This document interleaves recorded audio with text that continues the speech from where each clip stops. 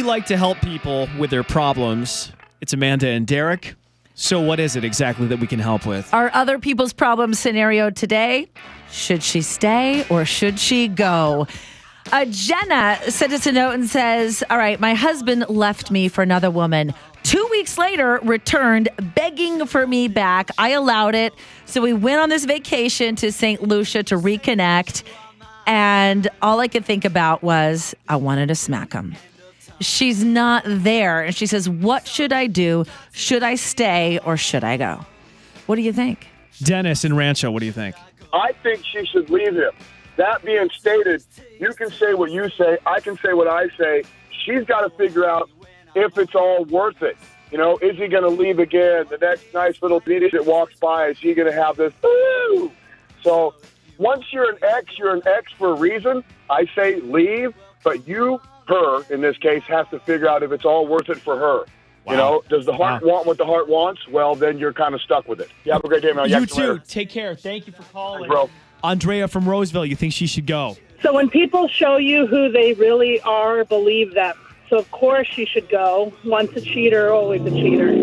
Maya Angelou said that, right? Mm-hmm. Maya Angelou, Yes. That's what it was, yeah.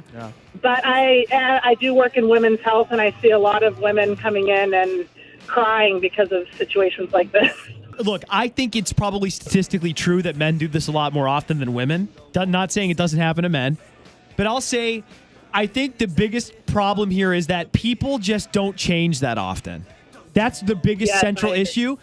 I was in a relationship where there was a certain behavior that she kept repeating, and I asked her not to. And then when I broke up with her for it, she came crawling back and said she changed. She did it again to me. So, I mean, I think it's just human behavior. Yeah, I agree. I just really feel strongly that if someone's going to break their vow and commitment to you, whether you're in a boyfriend-girlfriend relationship or a marriage, that it's not worth, if they've already broken that vow, it's too late. But the foundation of any good relationship is trust, and if you don't have trust, you don't really have anything. Got you there. Totally agree. 100, girl. 100. Yeah. Yeah. You're awesome. Have a wonderful day. You too. Thanks for calling.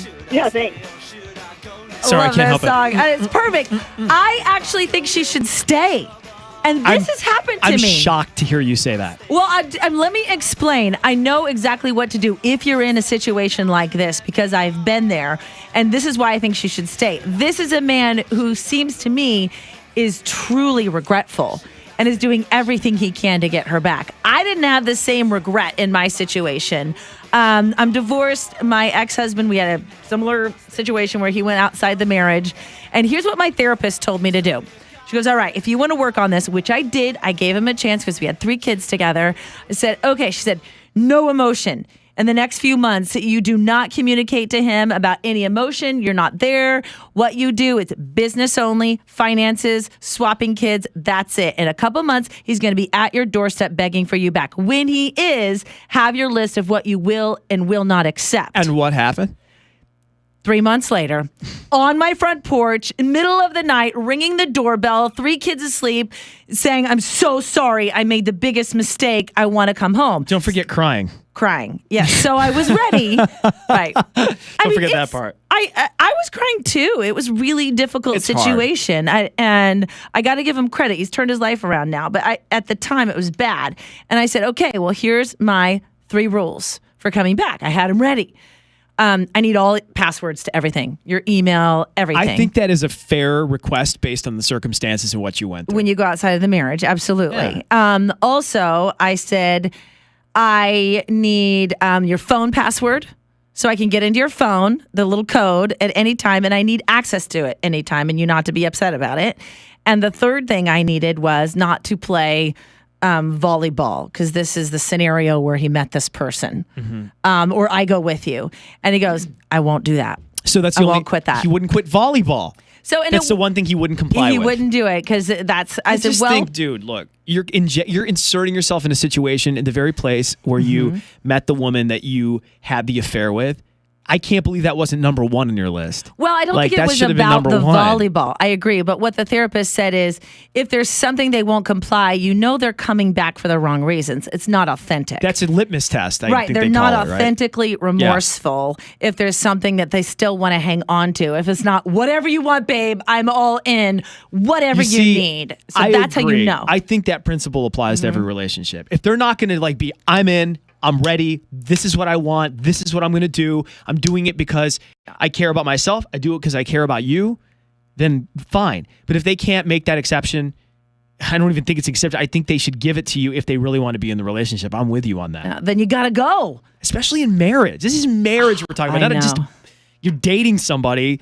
You made a Right. vow to this person. You went in front of family and friends at an altar in your case, in a church God. in your Yeah. case, in front of God, made a vow for the sanctity of marriage. Not to sound like, I'm being sanctimonious, but it mattered to you. Yeah, And you then know- he did that. We have a great relationship now. I do know that. Great relationship now. I really respect him. So it's all good. Well, not all good, but I did learn, though, a few warning signs if you're listening Oh, going. God, there's always warning signs. It's always hindsight. Isn't it funny how we unconsciously or unconsciously choose to ignore the signs? Yes, right. You When we do. shouldn't? You do. 3 things I think to look for. If your family and friends are saying, I think something's up, pay attention to that because something's up. I was warned, didn't pay attention to it. Number 2 was if your spouse, your loved one is taking phone calls and going outside. Or avoiding Something's being up. around you, right? Going around. Yeah, they're like, oh, I'll be right back. And they're like talking out on the back porch when you're at home Yeah. together. There's something. And if your personal grooming habits all of a sudden change, Oh my theirs God. do. Let me tell you. When she stops grooming, that's when you know it's the beginning of the end. You're dead. Or- That's when you know, because it's happened to me before. When suddenly she stopped shaving her legs, when she stops, doing her landscaping, body Well- landscaping. That's when Or- you know it's like, oh God. And vice versa, when somebody that kind of wasn't doing that in the relationship, and then all of a sudden they do start doing Here's it, you're what like, yes. Here's what I who think. are you trying to impress here? When they start doing the landscaping, Opposite. you know they're actively pursuing somebody. And they're doing something on the side. When they stop doing it, they know I know women have emotionally disconnected from you. They're done.